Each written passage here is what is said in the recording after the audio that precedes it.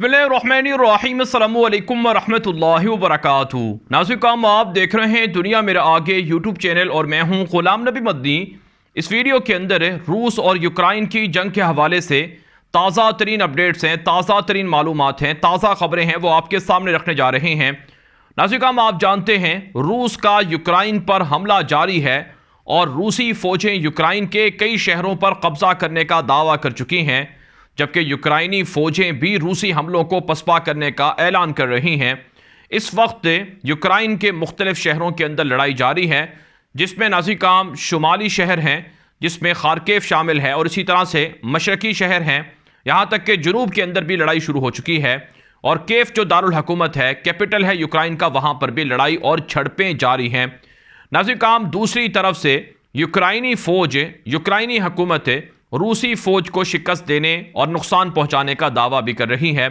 मसलन यूक्रेन की जानिब से दावा सामने आ रहा है कि 4 दिनों के अंदर 25 से ज़ायद जंगी जहाज़, हेलीकॉप्टर यूक्रेन ने तबाह किए हैं रूस के, और इसी तरह से 70 के लगभग फ़ौजी गाड़ियाँ, फ़ौजी टैंक यूक्रेन तबाह कर चुका है। और ये भी खबरें सामने आ रही हैं कि यूक्रेन के अंदर अवाम रूसी फ़ौजी टैंकों को आग लगा रही हैं, उनकी गाड़ियों को तबाह कर रहे हैं और अवाम हाथों में जो असलहा है वो उठाकर अपने घरों का, अपनी सड़कों का, महल्लों का खुद हिफाजत कर रहे हैं।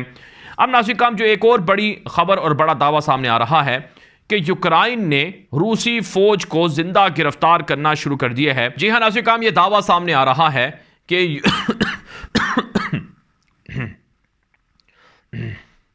जी हाँ नाज़रीन, ये दावा सामने आ रहा है कि यूक्रेन ने अब तक रूस के दर्जनों फौजी जिंदा गिरफ्तार किए हैं, उनको टैंकों से जिंदा उतारा गया है, उनको फौजी गाड़ियों से उतारा गया है। गोया दूसरे लफ्ज़ों में यूक्रेन ये दावा कर रहा है कि रूस के हमलों को पसपा किया जा रहा है और रूस की जारियत को नाकाम बनाया जा रहा है। तो नाज़रीन, ये इंतहाई अफसोसनाक बात है रूस के लिए कि उनके फ़ौजी जिंदा गिरफ्तार हो रहे हैं। तो इस हवाले से अगर हम रूसी मीडिया की बात करें तो रूसी मीडिया पर यह दावे नशर हो रहे हैं कि हमने यूक्रेनी फ़ौज को तबाह कर दिया है। 100 से ज़ायद यूक्रेनी फ़ौज के मराकज़ थे जिन पर आज चौथे दिन बमबारी करके उन्हें नुकसान पहुंचाया गया, उन्हें तबाह किया गया है। इसी तरह से नाज़रीन, ऐसी तस्वीरें भी नशर की जा रही हैं जिनमें देखा जा सकता है कि रूसी फ़ौजों के हमले के दौरान जो यूक्रेनी फ़ौजें हैं, वो उनके जो फ़ौजी गाड़ियाँ हैं वो बिल्कुल जलकर खाक हो गई हैं और इसी तरह से उनके अंदर सवार लोग भी मारे गए हैं। तो रूसी फ़ौजी टैंक और रूसी फ़ौजी इस वक्त यूक्रेन के अंदर तबाही फैलाए हुए हैं और यूक्रेन भी रूस के ख़िलाफ़ कामयाबियों के दावे कर रहा है। तो अमलन नाज़रीन, इस वक्त जंग जारी है और इस जंग के अंदर दोनों फरीक कामयाबियों के दावे कर रहे हैं।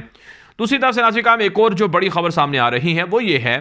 कि रूस ने यूक्रेन को मुज़ाकरात की ऑफ़र की है। रूस ने यूक्रेन को कहा है, क्रेमलिन की जानिब से जारी होने वाले बयान में कहा गया है कि अगर यूक्रेन मुज़ाकरात के ज़रिए से, बातचीत के ज़रिए से मामले को हल करना चाहे तो रूस तैयार है, लेकिन इसके लिए जो यूक्रेन है उसे हथियार फेंकने होंगे और यूक्रेन को रूस की शराइत के मुताबिक बातचीत करनी होगी।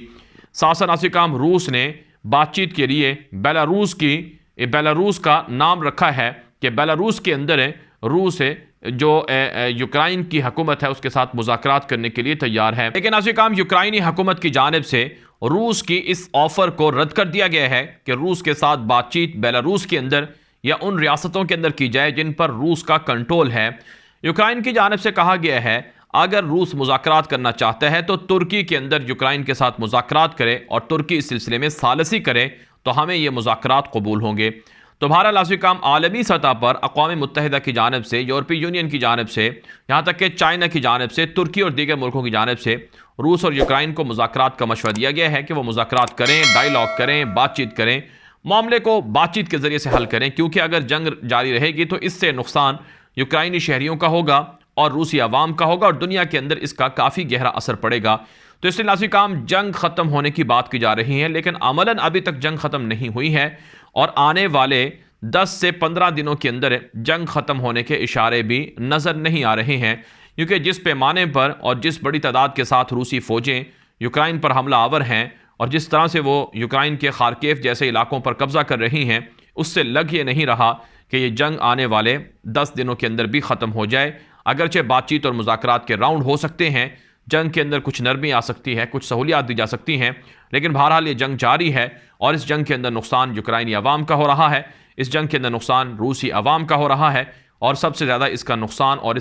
इसके जो असरात हैं वो दुनिया पर पड़ रहे हैं। मसलन दुनिया के अंदर सोना महंगा हो गया है, गोल्ड महंगा हो गया है और पेट्रोल महंगा हो गया है, गैस महंगा हो गया है। अरब रियासतें जो रूस और यूक्राइन से गंदम वगैरह अजनास वगैरह ख़रीदते थी उनके अंदर बहरान बढ़ गया है और रोटी महंगी हो गई है, क्योंकि ज़्यादातर गंदम मिस्र के अंदर, शाम के अंदर, इराक, सऊदी अरब और दीगर गल्फ़ मालिक के अंदर, अरब दुनिया के अंदर यूक्राइन से आती थी और यूक्राइन दुनिया को बहुत ज़्यादा गंदम एक्सपोर्ट करता है। तो इस वजह से, इस जंग की वजह से ये मसाइल पैदा हो रहे हैं और इससे दुनिया की आबादी मुतासर हो रही है और इसका फ़ायदा आलमी ताकतों को, दज्जाली ताकतों को हो रहा है। लिहाजा इस जंग को ख़त्म तो होना चाहिए और इस जंग से जो नुकसानात हैं उससे दुनिया को बचाना चाहिए, लेकिन अभी तक हमें अमलन रूस की जानिब से हथियार डालने की या यूक्राइन की जानिब से हथियार डालने की जो इतलात हैं वो नज़र नहीं आ रही हैं और ना ही इसके इम्कानात आने वाले 10 दिनों के अंदर नज़र आ रहे हैं। दूसरी तरफ से नासिर काम, एक और बड़ी खबर ये सामने आ रही है कि यूक्राइन की हुकूमत ने, यूक्राइन के सदर ज़ेलेंस्की ने